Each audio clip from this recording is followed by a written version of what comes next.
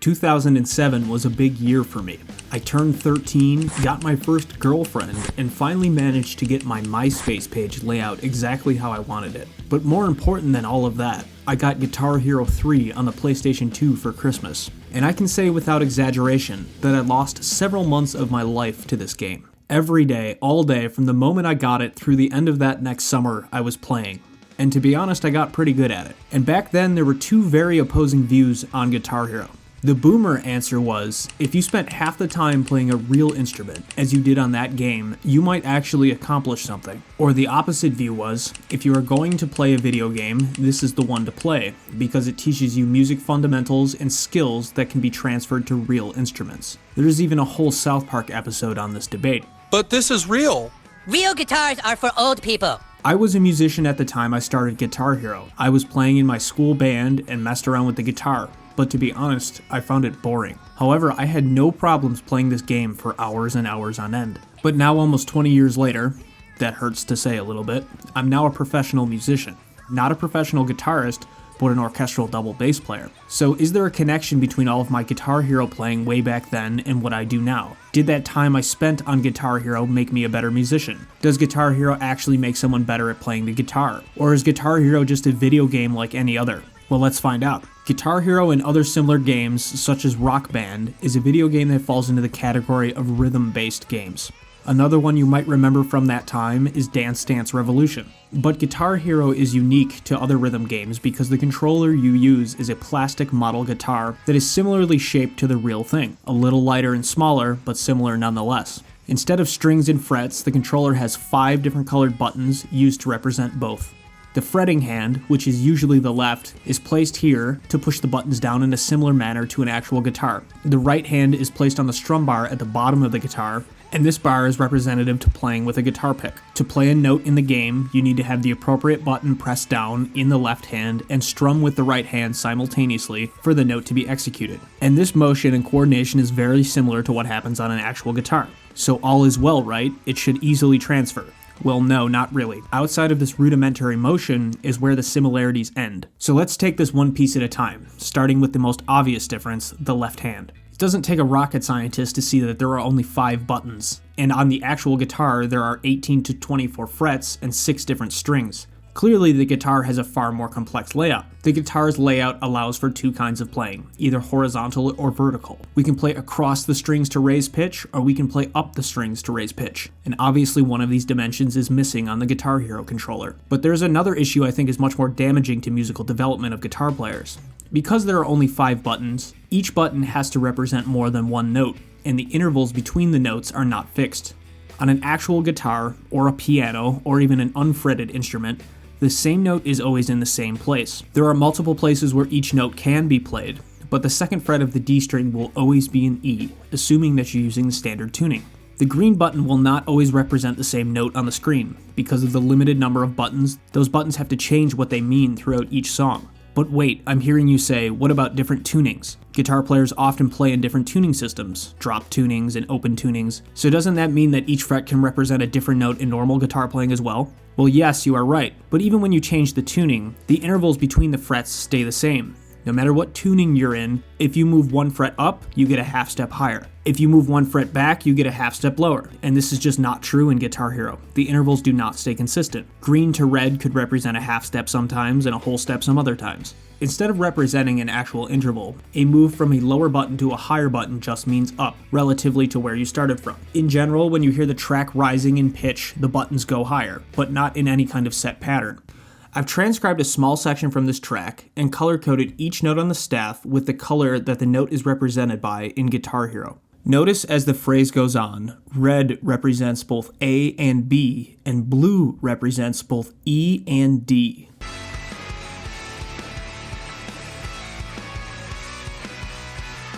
As a consequence of all this, actual guitar fingering patterns are not represented in any way in the game. Playing this riff in Guitar Hero feels nothing like it does on the actual guitar.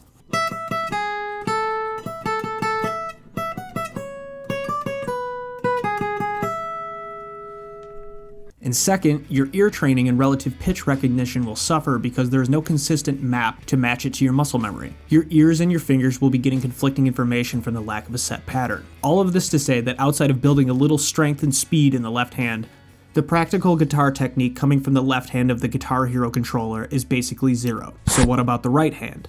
The strum bar is meant to represent the guitar pick, and unfortunately doesn't do a great job. This thumb technique is very common on the Guitar Hero controller for people that don't have any guitar experience, and this will lead to bad habits and probably tendinitis if you do this long enough. Classical and flamenco guitar players use their thumbs, but this motion is much more nuanced and controlled.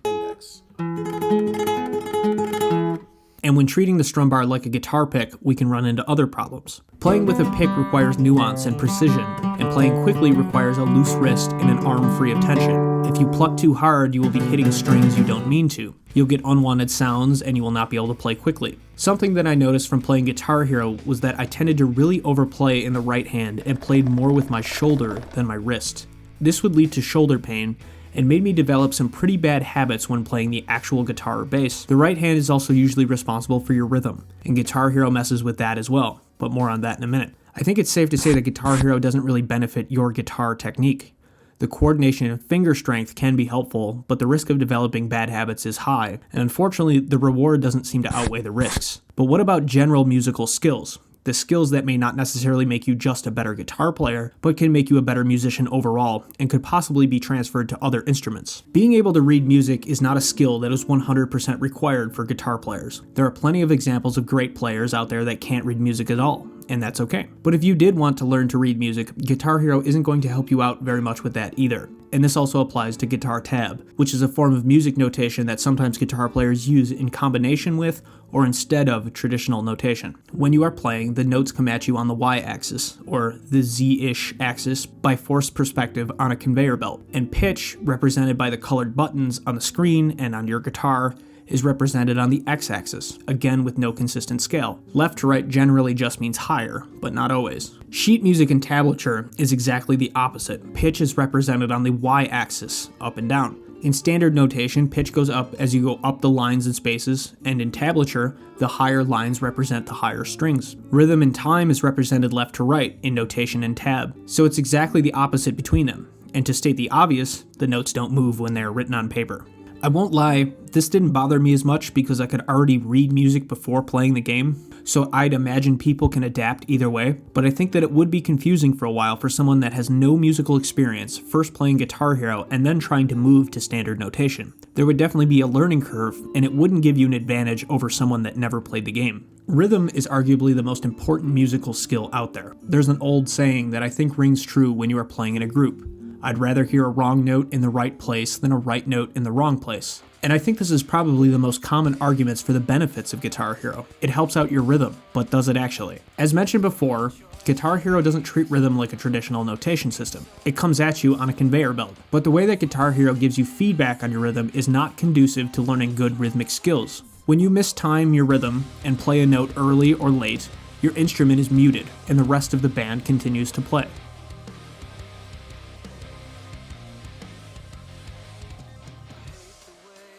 And I've got to say, wouldn't that be nice if that happened in real life? If right before you were about to play a hit or a tutti chord in the wrong spot, you were muted so that nobody in the audience would realize it, this would definitely have saved me some embarrassment throughout my career. But this muting prevents you from getting the necessary feedback. Whether you are late or early or your subdivision is incorrect, you are given the same feedback. Muted. You don't get to hear the rhythmic dissonance and uncomfortable feeling that is created from playing out of time, and it makes it harder to adjust back into the groove. Also, in the conveyor-like structure, the rhythm is not generated by you. It's generated by the game, and you just have to copy it. You don't have to count, you don't have to be responsible for your own subdivision, and you don't have to keep time. In fact, you don't even need sound to play correctly. Here, we'll also play it without audio. This is the black belt experience.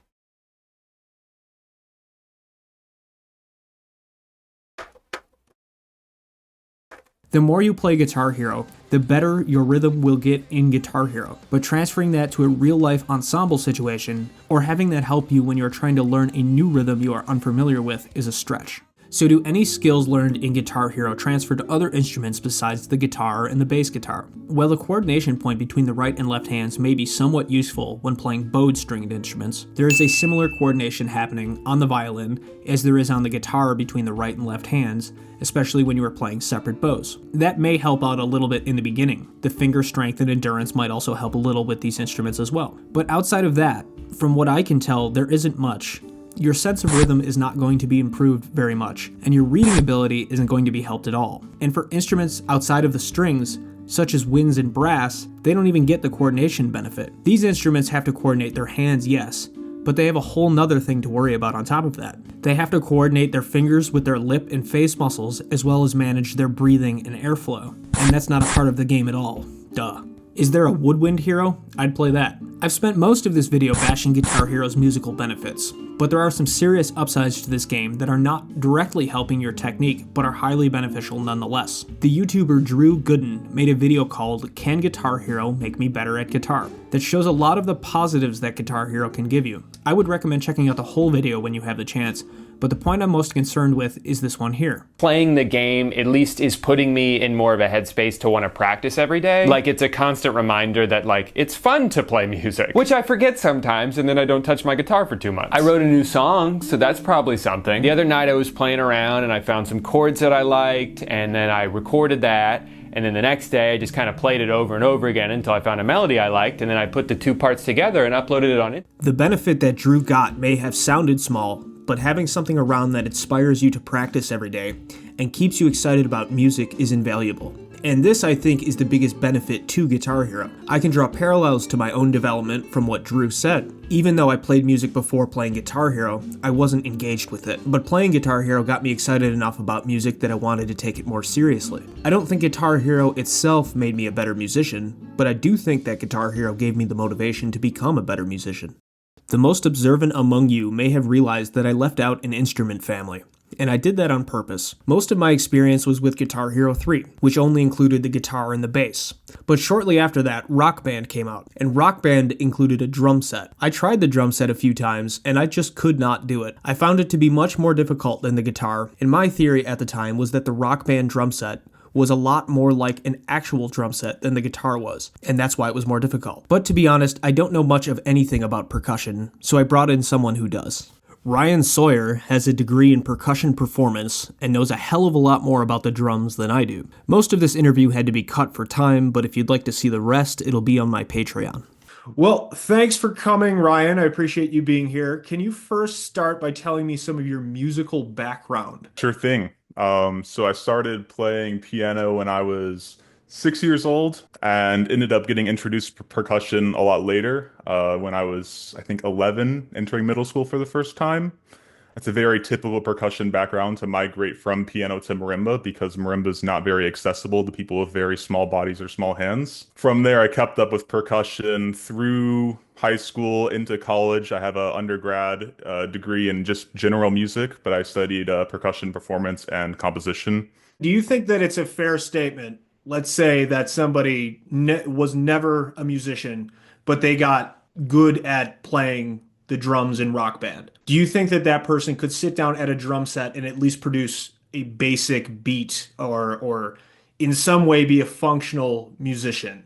I understand that there's a lot of nuance to percussion playing that's going to be left out, but like just a basic rock beat, do you think that somebody that could do that in Rock Band could recreate that on an actual drum set? It's interesting because what the Rock Band games really don't give you is any creativity or flexibility. Yeah. And with that, when you're sitting down and playing those games, you may not be aware of like what you're doing to the degree that if you sit down, you would intuitively know. But if I like were to say, this is, the yellow, this is the red, and I kind of point to the different drums at the set and I give them the scroll, then yeah, they would definitely be able to play it, like navigate that. Right. So I think maybe that's where the difference lies is Carry On My Wayward Son was a big one on Guitar Hero. And I could play it. I could nail the crap out of it every single time. But if you put an actual guitar in front of me and told me to play that, if I had no guitar experience, it wouldn't matter, just because I can play it on the game doesn't mean that I can play it in real life. So what I'm getting is that it might help a little bit with the basic motions, but there's a lot of things that are going to be left out, obviously. I mean, I would consider Rock Band like Suzuki percussion because there's really no Okay. way to play percussion like effectively physically as a kid. And what I noticed, and I had the pleasure of like digging these up, the actual drumsticks that come with the game, slightly large like chopsticks. Like compared to the actual Oh, drumsticks they'd be using, it's probably like half the diameter, that's which means that as a interesting. kid you can move those around really easily. But then when you're thinking about like actual technique behind the instrument, a lot of that is how to use the weight of the sticks to your advantage.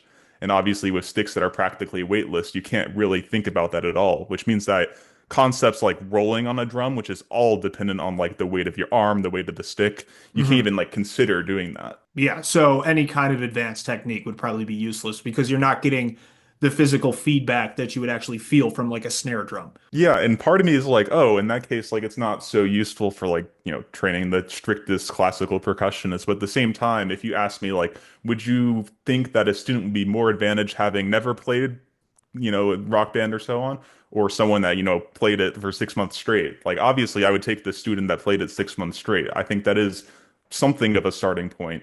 It's just like, oh, here are some things to think about or relearn. Like, you have to rewire that a bit. It's not intuitively like one to one, but it gets you so much of the way there. It's kind of crazy.